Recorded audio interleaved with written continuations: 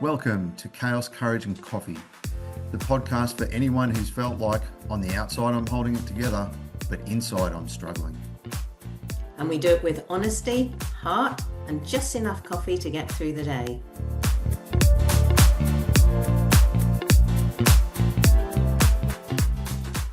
Hello, Vanessa. How are you today? Hi, Brett. I'm good. How are you doing? I'm doing okay. The reason I say it like that is because following on from our last conversation where we talked about the gap or knowing what we need to do, but not doing the thing that we know we need to do. Um, I just wanted to delve into that a little bit more. For those that have been listening for a little while or don't know, I suppose, I've been doing a lot of exercise over the last year and more, trying to get myself in better shape in my, well, advancing years anyway. Not saying I'm old, but I'm not a spring chicken anymore. Um, and the grey in the beard in previous episodes, those sorts of things, obviously demonstrates that quite well. But I've been doing a lot of exercise. Now, I know exercise is good for me, and I feel good when I do it. All sorts of exercise. I like a daily walk first thing in the morning. But I'm on holiday at the moment, and I haven't been doing my exercise. And I just wanted to talk about the gap between knowing what I should be doing, going out and doing my walk, and not doing my walk, even though I've got the time to do it. So what is the problem, or what is the disconnect, I suppose, or the gap, as I mentioned, between knowing what I should be doing and doing the thing? And I'm not talking about this at the level we talked about last time, which is understanding why we don't do it. I'm talking about even when we know what we should be doing, and we know how to do the thing at a deeper level. Why don't we do the thing that we know we should be doing? So even when we know we should do it and we have all the knowledge and we still don't do it. Yes. And It, this happens a lot in life because obviously I spend my time coaching people, and it's quite interesting when people come and they know it all. And so you start talking to them that I know this, I know this, I know this. And then but they're puzzled. They're like, but I'm not doing it. Um, I suppose there's a few reasons for this. Um, I have an example of this. I don't know why this one sticks in my head, but some years ago, my son wanted to rent out his other room in his apartment. He'd done it before, it was all good. But when it comes to renting to friends, it starts to blur the lines. And I said to him, oh, you need to do a contract, even though it's a friend. And he heard me, he agreed with me, etc., etc. Did he do a contract for the friend? The friend said, "No, I'll be moving in next Thursday." And remember, my son was reliant on the money, so he needed the income. He couldn't be messed around. So he told everybody else, "No, I've got someone," and waited the week or 2 weeks for the person to move in. And then they went, "Oh, sorry, I'm not moving in anymore." And he, I didn't say, "Oh, I told you so." But, if he'd done the contract and done it in the proper order, I think it would have highlighted where the issue was because the person wouldn't have signed the contract. But my son is very much someone who he can know everything about what he should be doing, but he has to actually experience it to actually get the lesson. So the theory is all there. He knows it all. But until he has been through that, like it's never going to happen again now because he's experienced it. So now he knows it, but he really knows it. And it's just interesting how many times this comes up. You know it, but when you've experienced it, you really know it. yeah, and I think that's a great point. And I heard this in a podcast recently. It's the unteachable lesson. We can provide all the information around the thing, but it can't really be learned until it's experienced. Mm, The mm. unteachable lesson, which I think is a great expression. And I don't remember who said it. So if the person that said it is listening, I do apologize for forgetting who you are. Um, but it's really important. And I think we need to understand that there are there is a disconnect sometimes between having the knowledge and executing the knowledge in our lives for all sorts of different reasons. And we touched on some of those reasons previously, but it's, we can know it all, but not do it all. And I think some of our coaching clients, as you mentioned, are really great. I know I should be doing this thing, but why aren't we doing it? Is it a behavior problem? So I've been sleeping late and missing my normal alarm, which has been really cool. I've really enjoyed my sleep ins while I'm on holidays. Um, but it means that I'm getting up, my whole cycle, my routine is out of whack. And that's having an impact. So I think I need to turn my alarm back on, even though I'm on holidays, and get up at my normal time and go do my exercise in the mornings. Um, so is it an execution problem? What are we missing here? What do There's you, something deeper. So here's another example. So I'm doing a counseling postgrad at the minute, and we're having to do a presentation. And in our presentation, I'm going to do a little bit of a role play. And the role play is the guy who's addicted to drugs. Now, he's feeling quite remorseful about some of the behavior he does when he's, drugs and alcohol, it is too. So he knows full well what he needs to do and that he should do it, but it's not happening. And obviously that's more of an extreme thing, 'cause we're talking about an addiction, but I think it gives you an example of he knows what to do. He knows how to do it. I mean, with addictions, they may even have done it before, come off drugs or whatever. Um, but yes, the question is a much deeper level of why it's not actually happening. So, like you said, last podcast was very much more the surface level, right? If it's still not happening, guys, we need to go deeper. There's some kind of pattern, there's some kind of emotion, there's some other big thing going on, and we can't do it in our head. The last session was more of a head thing. We need to get into the body, because the body is actually running the show. mm, You think your head's running the show, but I'm sorry, the body and your emotions it's a bigger driver and it overtakes it. So we've got to get deeper. yeah, absolutely. And I think another example that people can really relate with is, or relate to, is knowing we need to go to bed and get however much sleep, 7, 8 hours sleep a night. But instead of doing that, we are watching Netflix, or, which has been really great while I'm on holidays, by the way. Um, I thought I'd throw that in.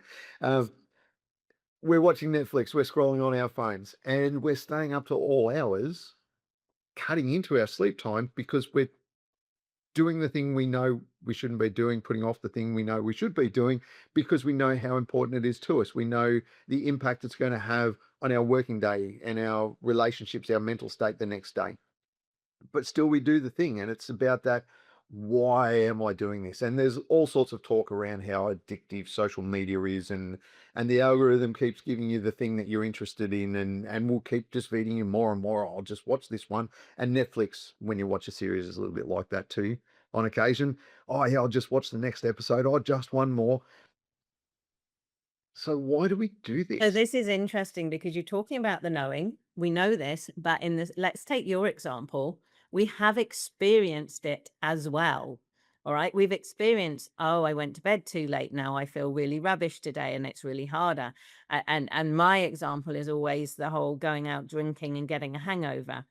You don't want a hangover the next day, and you do it again and again and again. So this is interesting because you've experienced it. Okay, so that's in the body. We've done knowing. Yep, we know this didn't happen. Now we've experienced it, right? How many times have you got drunk, had a hangover, and said, I'm never going to drink again? So now we've experienced it. It's still not shifted our behavior.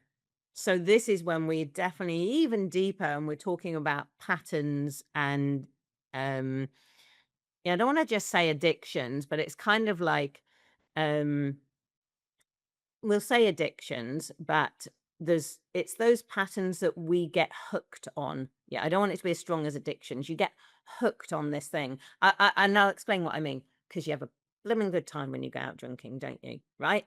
You really enjoy it. That's the problem.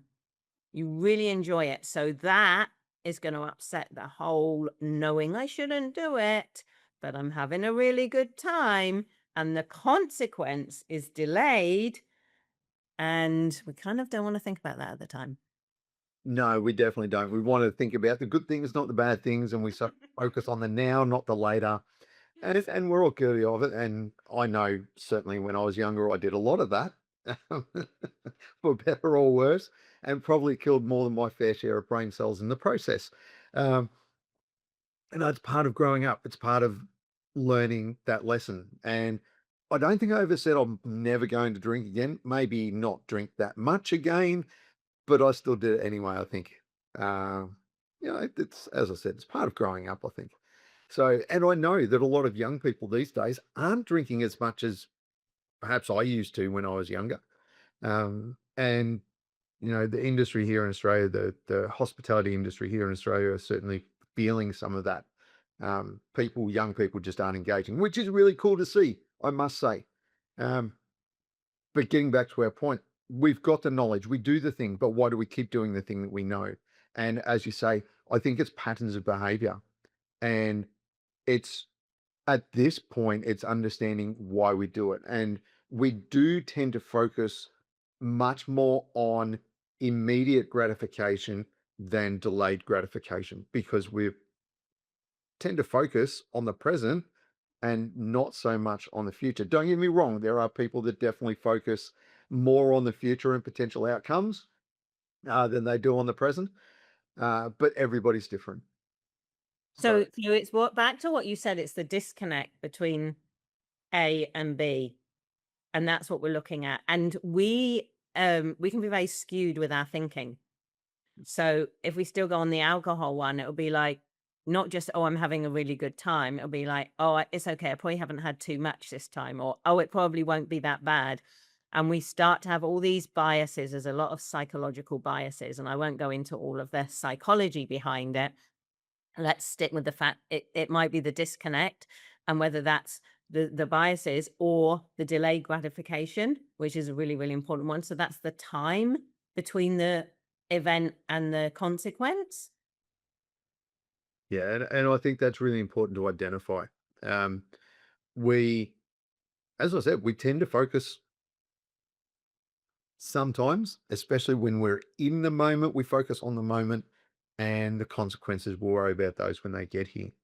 And, that's okay to a point, but we also need to be aware. And even, you know, as I said, I did my fair share of partying and drinking and all those sorts of things when I was younger. And even being aware of the consequences, knowing how rubbish I was going to feel the next day and what work I had on the next day that I needed to get done, I would still go and do it because I would get through. I knew I would survive, but sometimes surviving isn't good enough. We need to be more aware or more able, I suppose, more on our game or on the ball, uh, to do the things that we need to do to meet expectations and standards the following day. So again, why don't we do this? So I think we should look at the pattern of behavior, like if this is happening quite a lot. Okay, because I think a one-off, two-off, that's a different thing altogether. So look at this, like if there's something that you're repeating, then this is a pattern. And going a little bit into coaching psychology, you'll find the same pattern in other areas of your life. Okay, because that's what we do, right? That's human nature, is creating patterns. It's so that we use up less brain power. We repeat something. The issue only becomes when we repeat something that we don't want to be repeating, or something negative that has not such good consequences. So we all have a lot of patterns, and most of them are fabulous. They really, really help us, to move through our life. I mean, you can take a simple thing like I get up in the morning and I have a coffee. I don't need to think about it because it's just a pattern and it's a habit, and it's about saving your brain energy. So we have heaps of patterns, even if it's just knowing how to walk. So don't get me wrong, these patterns are great. All you need to do is look at the ones that aren't working for you, because they're the ones that you need to shift. And as I say, you'll have one, and you can take a light, obvious one like the alcohol one, but you'll see it if you look, you'll see it in other areas of your life. And so you'll need to be highlighting that so that you can step in and change it. Just the detrimental ones or the ones that aren't working in your favor, that aren't helping you in life. Yeah, and I think that's really important. So when we talk about habits, we're talking about things like procrastination, maybe. It might be overthinking. It might be um, competing priorities. I'll use that language. Um, because sometimes we prioritize everything else rather than the thing we know we should be doing. Or sometimes we just, well, we did. We talked about it last time. We mentioned it in the previous episode. Um, we prioritize work and other commitments over relationships sometimes. And that's an example of those competing priorities. We know we should be putting the time and energy into our relationships and friendships and those sorts of things, our family, but we don't do that. We prioritize something else. Well, sometimes we're not seeing the immediate result. So it's a little bit like the delayed gratification. So let's talk about putting effort into your relationship. You decide, right, we're gonna put more in, we're gonna have one-on-one time. And you do it, and you don't necessarily see an immediate shift in your relationship. You're not like, oh great, we're reconnected now, everything's good. So it's much easier to fall by the wayside because you're trying to create a new habit and they take a while. So they're definitely going to ingrain more if you see a positive result. So yes, sometimes it's about, again, it's the connection. Like you're going to have to do it a lot of times before you go, oh yeah, no, this is actually working. We're getting on better. We're feeling closer. So if we know that this is how we work, perhaps it'll keep us going. We can maybe, push ourselves to do it for a little bit longer rather than just try it once and, "Oh, that didn't work." Yeah, I think you're right. Sometimes we give up a little bit too easily on some things. And it is important to keep trying. Okay, I'm Uh, thinking of another analogy, which is quite interesting that people can relate to because it's a social media thing. And it's about the algorithm on Facebook. Or not necessarily Facebook, they've all got algorithms. So say you are advertising and you want to advertise to a certain group of people. So Facebook will push it out to those people. But you don't get the immediate result. And it's the same with any advertising. I was in advertising years ago, and people go, "Oh, I just want to put one advert in." No, one advert's not going to work. You need at least three because people need to see it several times. So with the algorithm, it doesn't immediately, so you tell it who to put the ad to, it doesn't immediately bring in the right people. It literally can take 6 weeks or more to get going. And but the current way we are is we give up easily. We want instant. Oh, yeah, I've done it for a week. That didn't work. Right, I better change it now. You just confuse the algorithm, but we haven't got that staying power anymore because we want to immediately see it. And that to us then is that connection that you're talking about. So this is a big problem. yeah, absolutely. And again, it's that delayed gratification that you were talking about earlier. We need to think about the longer term and where does this lead and what do I need to do to get there? Where do I want to be? And I know we've talked about goals previously, and where do we want to be? Where do we want to be, or where do I want to be, and what don't I want? And we've talked about all those sorts of things. But in this one, it's the why we're not doing the thing we're supposed to be doing again.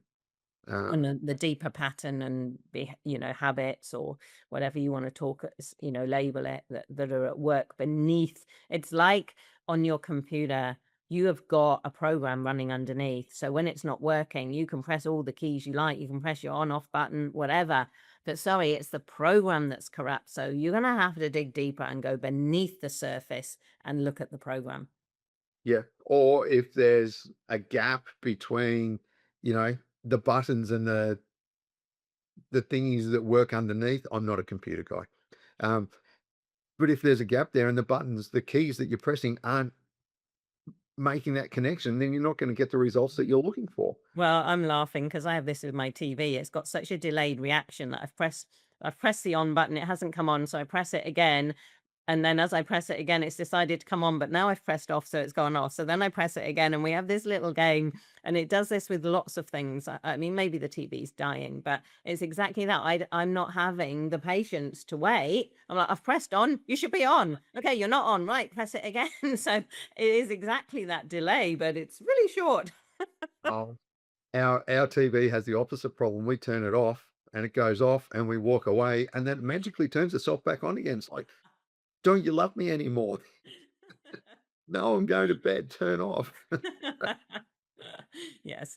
Well, shall we summarize now? Yeah, I think we should. So we're talking about the gap between knowing the thing we need to do and the executing of that knowledge, right? And understanding that just because we know doesn't mean we will do.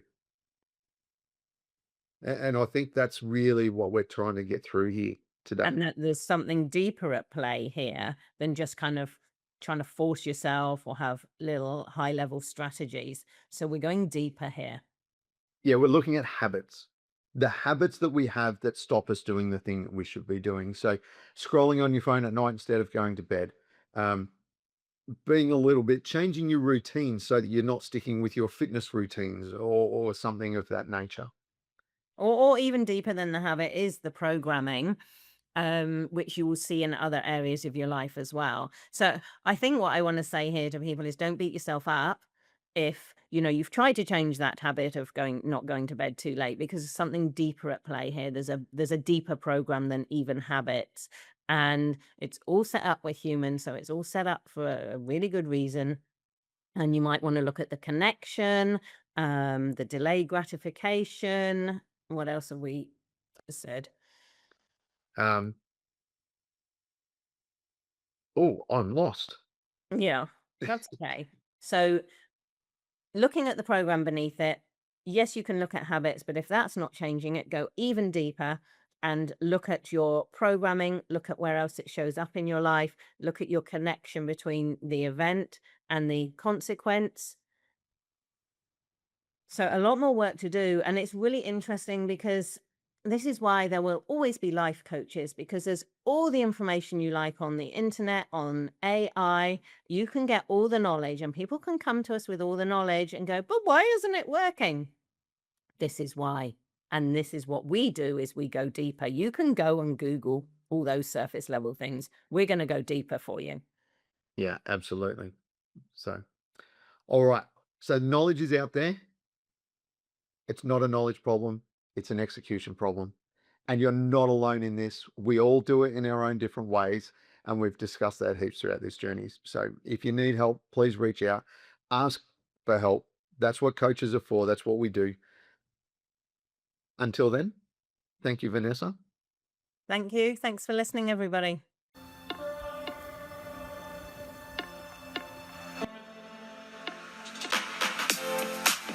Thanks for being with us today on Chaos, Courage and Coffee.